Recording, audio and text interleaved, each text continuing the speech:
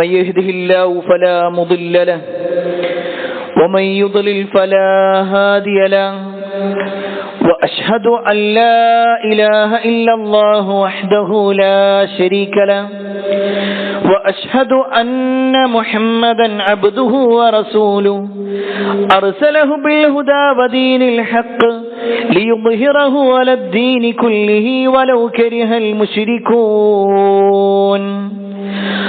اللهم صل على محمد وعلى آل محمد كما صليت على إبراهيم وعلى آل إبراهيم إنك حميد مجيد. اللهم بارك على محمد وعلى آل محمد كما باركت على إبراهيم وعلى آل إبراهيم إنك حميد مجيد. يا أيها الذين آمنوا اتقوا الله حق تقاته ولا تموتن إلا وأنتم مسلمون.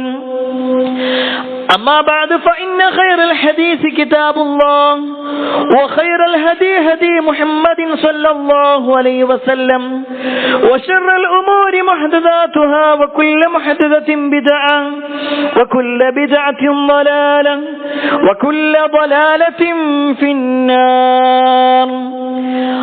أعوذ بالله من الشيطان الرجيم. بسم الله الرحمن الرحيم. ويوم يعض الظالم على يديه يقول يا ليتني اتخذت مع الرسول سبيلا. يا ويلتى ليتني لم أتخذ فلانا خليلا. يا أيها الناس أوصيكم وإياي أولا بتقوى الله. ഏറെ സ്നേഹനീയരായ സത്യവിശ്വാസികളെ, സഹോദരന്മാരെ, സഹോദരിമാരെ, രക്ഷിതാക്കളെ, അള്ളാഹുവിന്റെ വിധിവിലക്കൽ അനുസരിച്ചുകൊണ്ടും പ്രവാചകൻ സല്ലല്ലാഹു അലൈഹി വസല്ലമയുടെ ജീവിതചര്യ പിൻപറ്റിക്കൊണ്ടും ജീവിക്കണമേ എന്ന് ആദ്യമായി എന്നോടും തുടർന്ന് നിങ്ങൾ ഓരോരുത്തരോടും ഉണർത്തുകയാണ്, വസീയത്ത് ചെയ്യുകയാണ്. വീണ്ടും ഒരു അവധിക്കാലത്തിലേക്ക് നമ്മുടെ നാടും വിദ്യാലയങ്ങളുമെല്ലാം പ്രവേശിച്ചു കഴിഞ്ഞു. സ്വാഭാവികമായും കുട്ടികളെ സംബന്ധിച്ചിടത്തോളം ഏറെ സന്തോഷമുള്ള ദിനങ്ങളാണ് ഇനിയുള്ളതെങ്കിൽ രക്ഷിതാക്കൾ ഏറെ ആശങ്കയിലും ബേജാറിലുമാണ് എന്നത് ഒരു യാഥാർത്ഥ്യമാണ്. ഒരു പക്ഷേ മക്കൾ വീട്ടിലിരിക്കുക എന്നതിനേക്കാൾ അവർ സമീപ പ്രദേശങ്ങളിൽ പോയി ഉണ്ടാക്കുന്ന പ്രയാസങ്ങളോ അവരുടെ ശരീരത്തിൽ തന്നെ സംഭവിക്കുന്ന അപകടങ്ങളോ ഒക്കെയാണ് ഈ ഒരു ബേജാറിന്റെ കാരണമായി പലപ്പോഴും രക്ഷിതാക്കൾ പങ്കുവെക്കാറുള്ളത്.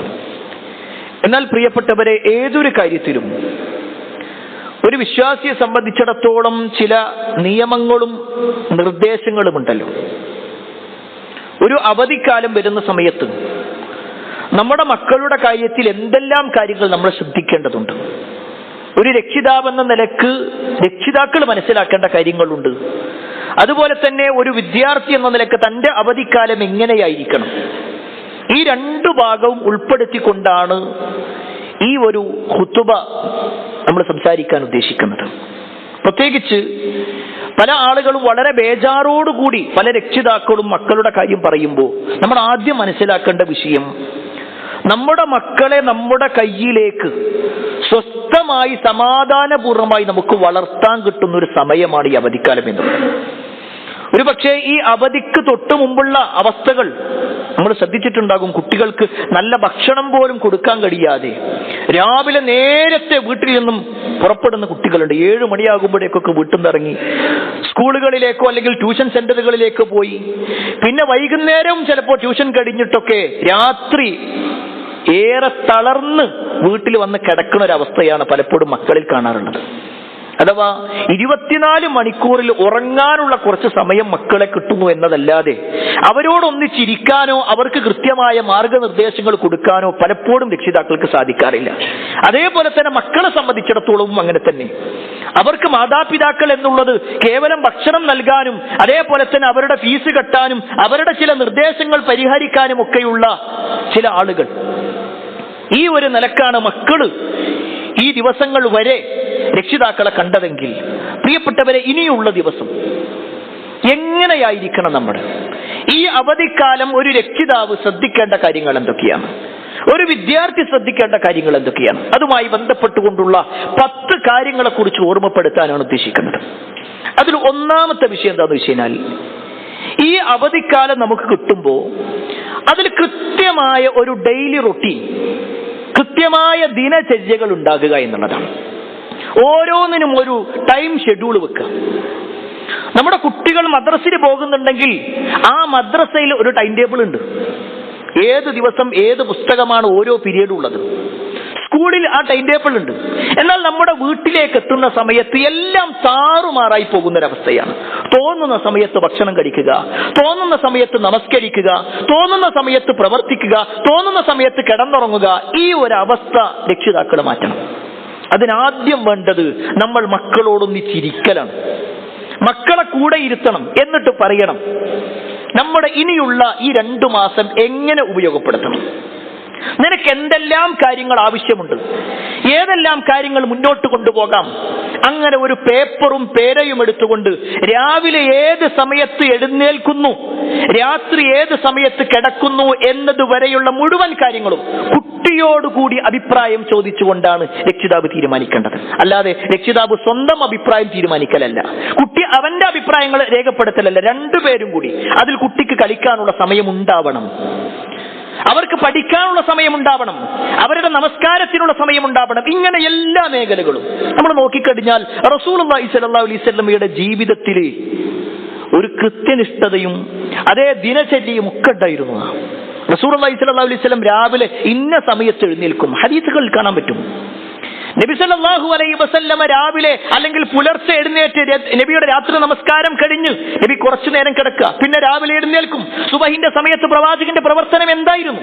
നമസ്കാരത്തിന് വേണ്ടി നബി സല്ലല്ലാഹു അലൈഹി വസല്ലം നിർവഹിച്ചു കഴിഞ്ഞാൽ പിന്നെ അതിനുശേഷം നബി തിരിഞ്ഞു നിന്നുകൊണ്ട് സഹാബത്തിനോട് പറയുന്ന ചില കാര്യങ്ങൾ. അത് കഴിഞ്ഞാൽ നബി സല്ലല്ലാഹു അലൈഹി വസല്ലം പള്ളിയിൽ ഇരിക്കുന്ന സമയം എത്രയായിരുന്നു? അത് കഴിഞ്ഞാൽ പിന്നെ നേരെ പ്രവാചകൻ തന്റെ ഭാര്യമാരുടെ അടുത്തേക്ക് ചെല്ലുക, അവർക്ക് വേണ്ടി പ്രാർത്ഥിക്കുക. ഇങ്ങനെ നോക്കിക്കഴിഞ്ഞാൽ റസൂലുള്ളാഹി സ്വല്ലല്ലാഹു അലൈഹി വസല്ലമയുടെ ജീവിതത്തിൽ കൃത്യമായ ഒരു ഡെയിലി റുട്ടീൻ എന്ന് നമുക്ക് കാണാൻ പറ്റും. ആ രൂപത്തിലുള്ള പ്രവർത്തനങ്ങൾ നമ്മളിൽ ഉണ്ടാവണം. അത് നബി സല്ലല്ലാഹു അലൈഹി വസല്ലമ പ്രവാചകന്റെ ജീവിതത്തിൽ മാത്രമല്ല, നബിയുടെ ഏറ്റവും കൂടുതൽ ഇഷ്ടപ്പെട്ട മകളാണല്ലോ മഹദിയായ ഫാത്തിമ റളിയല്ലാഹു അൻഹ. ആ ഫാത്തിമ ബീവി നബി സല്ലല്ലാഹു അലൈഹി വസല്ലമയുടെ അടുക്കിലേക്ക് ഒരു പരാതിയുമായിട്ട് വരുന്നുണ്ട്. ഫാത്തിമ റളിയല്ലാഹു അൻഹയും അലി റളിയല്ലാഹു അൻഹുവും കുടുംബമായിട്ട് ജീവിക്കാൻ തുടങ്ങി. അവരുടെ ജീവിതത്തിൽ നല്ല ഭക്ഷണങ്ങളൊന്നും കിട്ടാത്തൊരവസ്ഥ, അല്ലെങ്കിൽ കൂടുതലായിട്ട് വീട്ടുപണി ചെയ്യേണ്ട ഒരവസ്ഥ. ഒരു ദിവസം നബി സല്ലല്ലാഹു അലൈഹി വസല്ലമയുടെ അടുക്കലേക്ക് ഫാത്തിമ റളിയല്ലാഹു അൻഹ വന്ന് അവരുടെ കൈ ഇങ്ങനെ കാണിച്ചു കൊടുക്കുക. ഉപ്പ നോക്കിയേക്ക്, എന്റെ കൈ നോക്കി, ആകെ തഴമ്പ് വന്നിട്ടുണ്ട്. ഒരു അടിമയെ കിട്ടുകയാണെന്നുണ്ടെങ്കിൽ എന്റെ വീട്ടിലെ കുറെ കാര്യങ്ങളും അതേപോലെ തന്നെ ഭക്ഷണം ഉണ്ടാക്കേണ്ട കാര്യങ്ങളൊക്കെ അവിടെ നിർവഹിച്ചോളും. അതുകൊണ്ട് എനിക്കൊരു അടിമനെ തരുമോ? റസൂലുള്ളാഹി സ്വല്ലല്ലാഹു അലൈഹി വസല്ലമയോട് ഫാത്തിമ റളിയല്ലാഹു അൻഹ വന്ന് ചോദിക്കണം. ആ സമയത്ത് പ്രവാചകൻ സ്വല്ലല്ലാഹു അലൈഹി വസല്ലമ പറഞ്ഞു, നിങ്ങളുടെ വീട്ടിലേക്ക് പോയിക്കോ, ഞാൻ അങ്ങോട്ട് വരാമെന്ന് പറഞ്ഞു. ഫാത്തിമ റളിയല്ലാഹു അൻഹ വീട്ടിലേക്ക് ചെല്ലുകയാണ്. ഫാത്തിമ ബീവി പ്രതീക്ഷിക്കുന്നത് കുറച്ച് കഴിഞ്ഞാൽ റസൂലുള്ളാഹി സ്വല്ലല്ലാഹു അലൈഹി വസല്ലം അടിമനെയും കൂട്ടി വരുന്ന. കുറച്ച് കഴിഞ്ഞ് പ്രവാചകൻ സല്ലല്ലാഹു അലൈഹി വസല്ലം അവിടെ വന്നു. എന്നിട്ട് ഫാത്തിമ ബീവിനോട് എത്തി, അലി റളിയല്ലാഹു അൻഹുവിനെ ഇരുത്തി. എന്നിട്ട് പറയാണ്, ഞാൻ നിങ്ങൾക്ക് ചില കാര്യങ്ങൾ പറഞ്ഞുതരാം. നിങ്ങൾക്ക് ഒരു അടിമയെ കിട്ടുന്നതിനേക്കാൾ ഉത്തമം അതാണ്. എന്നിട്ട് നബി സല്ലല്ലാഹു അലൈഹി വസല്ലം പറയാണ്, ഇദാ അവൈതുമാ ഇലാ ഫിറാശികുമാ, നിങ്ങൾ ഉറങ്ങാനായിട്ട് നിങ്ങളുടെ വിരിപ്പിലേക്ക് എത്തിക്കഴിഞ്ഞാൽ ഫസബ്ബിഹാ 33, നിങ്ങൾ 33 തവണ സുബ്ഹാനല്ലാഹ് എന്ന് പറയണം. വഹ്മദാ 33, അൽഹംദുലില്ലാഹ് എന്ന് 33 തവണ പറയണം. വകബ്ബിറ 34, അല്ലാഹു അക്ബർ എന്നുള്ളത് 34 തവണ പറയണം. എന്നിട്ട് നബി സല്ലല്ലാഹു അലൈഹി വസല്ലം അവസാനിപ്പിക്കുകയാണ്, ഫഹുവ ഖൈറുൽ ലകുമാ മിൻ ഖാദിം, നിങ്ങൾക്ക് ഒരു ഖാദിമിനെ, ഒരു വേലക്കാരനെ കിട്ടുന്നതിനേക്കാൾ ഉത്തമം ഇതാണ്. പ്രിയപ്പെട്ടവർ, ഈ ചരിത്രത്തിൽ നിന്ന് നബി സല്ലല്ലാഹു അലൈഹി വസല്ലം നമുക്ക് ബോധ്യപ്പെടുത്തി തരുന്ന ഒരു കാര്യമുണ്ട്. രാത്രി കിടക്കുമ്പോൾ എങ്ങനെയാണ് കിടക്കേണ്ടത്? നമ്മുടെ വീട്ടിൽ ഇന്നലെ രാത്രി നമ്മുടെ മക്കൾ എങ്ങനെ കിടന്നേ? കുറെ നേരം ഫോണിലേക്ക് നോക്കി, അതല്ലെങ്കിൽ കുറെ നേരം TV കണ്ട് അങ്ങനെ ഉറങ്ങുന്നൊരവസ്ഥ, എന്തൊക്കെയോ വായിച്ചുകൊണ്ടോ എന്തൊക്കെയോ കണ്ടുകൊണ്ടോ ഉറങ്ങുന്നൊരവസ്ഥ അല്ല. നമ്മുടെ വീട്ടിലൊരു തീരുമാനമുണ്ടാവണം. ഇന്ന സമയമാകുമ്പോഴേക്ക് ഭക്ഷണത്തിന്റെ സമയം. ഭാര്യയോട് പറയണം, അത് ഭാര്യയോടൊന്നിച്ച് ചർച്ച ചെയ്യണം, ഏത് സമയത്തേക്ക് ഭക്ഷണം റെഡിയാക്കാൻ പറ്റും. അത് കഴിഞ്ഞാൽ പിന്നെ എന്താണ്, ഇങ്ങനെ ഒരു കൃത്യമായ നിർദ്ദേശങ്ങൾ, കൃത്യമായ ഒരു നിലപാടുകൾ ഒരു രക്ഷിതാവും കുട്ടിയും തമ്മിൽ ഉണ്ടാകുക എന്നുള്ളതാണ് ഒന്നാമത്തെ വിഷയം. ഇനി രണ്ടാമത്തെ കാര്യം എന്താണെന്ന് വെച്ചാൽ, എല്ലാ രക്ഷിതാക്കൾക്കുള്ള ബേജാറാണ് സ്ക്രീൻ ടൈമുമായി ബന്ധപ്പെട്ടുകൊണ്ടുള്ള പ്രശ്നം. കുട്ടിയുടെ മൊബൈൽ ഉപയോഗം, അല്ലെങ്കിൽ ആ കുട്ടി TV ഉപയോഗിക്കുന്നതുമായി ബന്ധപ്പെട്ടുകൊണ്ടൊക്കെ വലിയ ടെൻഷൻ പല രക്ഷിതാക്കൾക്കുണ്ട്. എങ്കിൽ പ്രിയപ്പെട്ടവരെ, എന്താണ് അതിന്റെ പരിഹാരം? നമ്മുടെ മക്കളോട് പറയാണ് ഫോൺ എടുക്കാൻ പാടില്ല. ശരി, പിന്നെന്തെടുക്കണം? ആ ഫോണ് മാറ്റി വെക്കുന്ന സമയത്ത്, ആ ഫോണ് കയ്യിൽ നിന്ന് വാങ്ങിക്കൊടുക്കുമ്പോ, ആ റിമോട്ട് അതിൽ നിന്ന് മാറ്റി നിർത്തുമ്പോ എന്താണ് അവർക്ക് പകരം കൊടുക്കാനുള്ളത്? അവർ വെറുതെ സോഫയിൽ ഇരിക്കാനാണോ നമ്മൾ പറയേണ്ടത്? എങ്കിൽ അതിനുള്ള പരിഹാരം കൂടി നമ്മൾ പറഞ്ഞു കൊടുക്കണം. അവിടെയാണ് ദീനിയായ പുസ്തകങ്ങൾ കൊടുക്കണം. അതുപോലെ തന്നെ നല്ല നല്ല ദീനിയായ കാര്യങ്ങൾ കേൾക്കാനുള്ള സൗകര്യങ്ങൾ ഏർപ്പെടുത്തി കൊടുക്കണം. ആ കുട്ടിയെ സംബന്ധിച്ചിടത്തോളം അവന്റെ സമയക്രമത്തിൽ പഠനത്തിന് സമയം മാറ്റിവെക്കണം. നേരത്തെ സൂചിപ്പിച്ചതുപോലെ തന്നെ അവന്റെ സ്ക്രീൻ ടൈമിനും നമ്മൾ സമയം വെച്ചു കൊടുക്കണം. അത് നമ്മൾ തീരുമാനിക്കാം. കുട്ടിയോട് പറയാം, നിനക്ക് ഏത് സമയത്താണ് ഫോൺ ഉപയോഗിക്കേണ്ടത്? ആ ഒരു 10 മിനിറ്റ് അല്ലെങ്കിൽ 20 മിനിറ്റ്, അതിനപ്പുറത്തേക്ക് ധാരാളമായി കൊണ്ട് സ്ക്രീൻ ടൈം ഉപയോഗിക്കുമ്പോൾ സ്വാഭാവികമായിട്ടും ആ കുട്ടിയെ അത് ബാധിക്കും. പ്രിയപ്പെട്ടവരെ, നമ്മുടെ മക്കൾ നമ്മുടെ കൂടെ ജീവിക്കുന്നുണ്ടെങ്കിലും ഇന്നവർ വേറെ ഏതോ ഒരു ലോകത്താണ്. ഞാനത് വെറുതെ പറയുന്നതല്ല. സോഷ്യൽ മീഡിയകൾ ഉപയോഗിക്കുമ്പോൾ നമുക്കത് മനസ്സിലാക്കാൻ പറ്റും. കൃത്യമായി അവർ അവരുടെ ശരീരം കൊണ്ട് നമ്മുടെ കൂടെ ജീവിക്കുകയും അവരുടെ മനസ്സുകൊണ്ടും ചിന്തകൾ കൊണ്ടും വേറെ ഏതോ ഒരു നാട്ടിലേക്ക്. അതിന്റെ ഏറ്റവും വലിയ തെളിവാണ് ഈ തൊട്ടടുത്ത സംസ്ഥാനമായ തമിഴ്നാട്ടിൽ വെച്ചുകൊണ്ട് 2 പെൺകുട്ടികൾ എയർപോർട്ടിലേക്ക് വരികയാണ്. അവർക്ക് കൊറിയയിലേക്ക് പോകണമെന്ന് പറഞ്ഞിട്ട്. അറിഞ്ഞിട്ടുണ്ടാകും നമ്മൾ ആ വാർത്തകൾ. കൊറിയയിലേക്ക് പോകണം. അവർക്ക് പാസ്പോർട്ട് ഇല്ല, വിസ ഇല്ല, ഒന്നുമില്ല. അവർക്കാകെയുള്ളത് അവർ ഇൻസ്റ്റാഗ്രാമിൽ കണ്ട കൊറിയൻ പോപ്പ് ഗായകന്മാരെ പോലുള്ള ചില ആളുകളുടെ ചിന്തകളും അവരുടെ ചില പാട്ടുകളും മാത്രമാണ്. അതിനപ്പുറത്തേക്കൊന്നുമില്ല.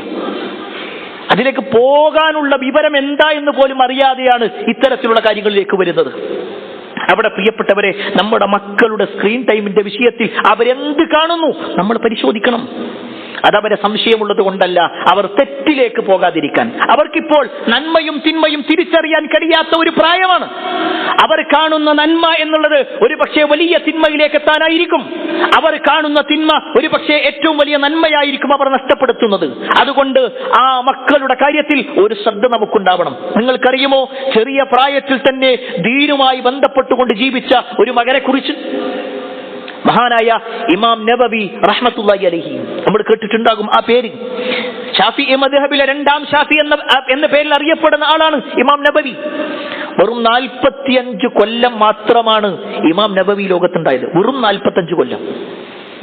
എന്നാൽ അദ്ദേഹത്തിന്റെ ജീവിതം എങ്ങനെയായിരുന്നു എന്നറിയോ? ഒരു ദിവസം തന്നെ 12ഓളം ക്ലാസുകൾ അദ്ദേഹം പങ്കെടുക്കും. ഒട്ടേറെ ഗ്രന്ഥങ്ങൾ രചിക്കും. അദ്ദേഹം എഴുതിയ കിതാബുകൾ മാത്രം പരിശോധിച്ചാൽ ഒരൊറ്റ ദിവസത്തിൽ തന്നെ 100-ലധികം പേജുകൾ അദ്ദേഹം എഴുതിയിട്ടുണ്ടാകുന്ന. ഒരു ദിവസം അദ്ദേഹത്തിന്റെ കണക്ക് നോക്കിക്കഴിഞ്ഞാൽ 100-ലധികം പേജുകൾ. നമ്മളൊന്ന് പരിശോധിച്ച് നോക്കിക്കാണി. ഒരു ദിവസം 100 പേജ് പോയിട്ട് ഒരു 10 പേജ്. മക്കളെ കാര്യം പോട്ടെ, നമ്മളെന്ത് രക്ഷിതാക്കൾ വായിക്കുന്നുണ്ടോ? നമ്മുടെ വായന എവിടെ പോയി? ലോക മുസ്ലിമീങ്ങൾക്ക് ഏറ്റവും വലിയ ഉപകാരമുള്ള ഒരു ഗ്രന്ഥം ഇമാം നബവി രചിച്ചിട്ടുണ്ട്, റിയാദുസ് സ്വാലിഹീൻ എന്നതിന്റെ പേര്. ആയത്തുകളും ഹദീസുകളും ആ വിഷയത്തിലെ പണ്ഡിത വചനങ്ങളെല്ലാം കൃത്യമായി കൊണ്ട് ഇങ്ങനെ നോക്കാൻ പറ്റുന്ന രൂപത്തിൽ, ഏതൊരു സാധാരണക്കാർക്കും വായിക്കാൻ പറ്റുന്ന രൂപത്തിലുള്ള ഒരു ഗ്രന്ഥം. അതുപോലെ തന്നെ 40 നബവിയ എന്ന് പറഞ്ഞിട്ട് 40 ഹദീസുകൾ, തെരഞ്ഞെടുത്ത 40 ഹദീസുകൾ ലോക പണ്ഡിതന്മാർക്ക് വലിയ ചർച്ചയാക്കപ്പെട്ട ഒരുപാട് ഗ്രന്ഥങ്ങൾ രചിക്കാൻ കാരണമായ ഒരു പുസ്തകം. ഇതൊക്കെ ഇമാം നബവി റഹ്മത്തുള്ളാഹി എഴുതിയത് അദ്ദേഹത്തിന്റെ 45 വയസ്സിനിടയിലാണ്. എത്രയോ ഗ്രന്ഥങ്ങൾ. അതിൽ അഖീദയുണ്ട്, ഫിഖ്ഹുണ്ട്, ഉസൂലുകളുണ്ട്, ഇങ്ങനത്തെ പല കാര്യങ്ങളും. ഈ ഇമാം നബവി ഇത്ര വലിയ പണ്ഡിതനാകാനുള്ള കാരണത്തെക്കുറിച്ച് അദ്ദേഹത്തിന്റെ ചെറുപ്പകാലം വായിക്കുമ്പോൾ നമുക്ക് മനസ്സിലാക്കാൻ പറ്റും. അദ്ദേഹം നവ എന്ന് പറയുന്ന പ്രദേശത്ത് ജനിച്ച ആളാണ്, അവിടെയാണ് ജീവിച്ചത്. അതുകൊണ്ടാണ് നബവി എന്ന പേര് വന്നത്. ആ നവ എന്ന് പറയുന്ന സ്ഥലത്തുകൂടി പോയ ഷെയ്ഖ് യാസീൻ ബിൻ യൂസുഫ് അൽ മറാക്കശി റഹ്മത്തുള്ളാഹി അലൈഹി എന്ന് പറയുന്ന ഒരു പണ്ഡിതൻ, അദ്ദേഹം തന്റെ ജീവിതത്തിൽ ഉണ്ടായ ഒരു സംഭവം പറയുന്നുണ്ട്. ഷെയ്ഖ് യൂസുഫ് അദ്ദേഹം പറയാണ്, നവ എന്ന് പറയുന്ന പ്രദേശത്തോടുകൂടി ഞാൻ ഇങ്ങനെ പോകുമ്പോൾ കുറെ കുട്ടികൾ ഇങ്ങനെ കളിച്ചുകൊണ്ടിരിക്കുന്നുണ്ട്. ഒരു കുട്ടിയാകട്ടെ അവിടെ കരഞ്ഞുകൊണ്ട് നിൽക്കുന്നു. ഞാൻ വിചാരിച്ചു ആ കുട്ടിയെ കളിക്കാൻ കൂട്ടാത്തത് കൊണ്ടായിരിക്കുമെന്ന്. പക്ഷേ ആ കുട്ടിയെ നിർബന്ധിച്ച് മറ്റു കുട്ടികൾ കളിക്കാൻ വേണ്ടി വിളിക്കുമ്പോ ഈ കുട്ടി കളിക്കാൻ വരുന്നില്ല എന്ന് പറഞ്ഞുകൊണ്ട് മാറി നിൽക്കണം. ഞാൻ ആ കുട്ടിയെ ഒന്നുകൂടി പരിശോധിച്ചു, ഒന്നുകൂടി നോക്കി. ആ കുട്ടി മാറി നിന്നുകൊണ്ട് ഇങ്ങനെ ഖുർആൻ ഓതിക്കൊണ്ടിരിക്കണം. ആ കുട്ടിയെ ഖുർആൻ പഠിപ്പിക്കുന്ന ആൾ ആരാണെന്ന് ഞാൻ അന്വേഷിച്ചു. അങ്ങനെ ഞാൻ ആ ഉസ്താദിന്റെ അടുക്കലേക്ക് ചെന്നിട്ട് പറയാണ്, ഞാൻ ഇങ്ങനെ ഒരു കുട്ടിനെ കണ്ടു. ആ കുട്ടിയെ നിങ്ങൾ നല്ലോണം ശ്രദ്ധിച്ചോളി. കാരണം വരും തലമുറക്ക് വലിയ ഒരു ഉപകാരം വരുത്താനുള്ള വലിയ ഒരു പണ്ഡിതനായി ആ കുട്ടി മാറുമെന്ന് ഞാൻ പ്രതീക്ഷിക്കുന്നു. ആ ഒരു ചെറിയ കുട്ടിയായിരുന്നു ഇമാം നബവി റഹ്മത്തുള്ളാഹി അലൈഹി. അദ്ദേഹത്തിന്റെ ചെറിയ പ്രായത്തിൽ എല്ലാവരും കളിക്കുമ്പോൾ അദ്ദേഹം ഖുർആൻ ഓതുക.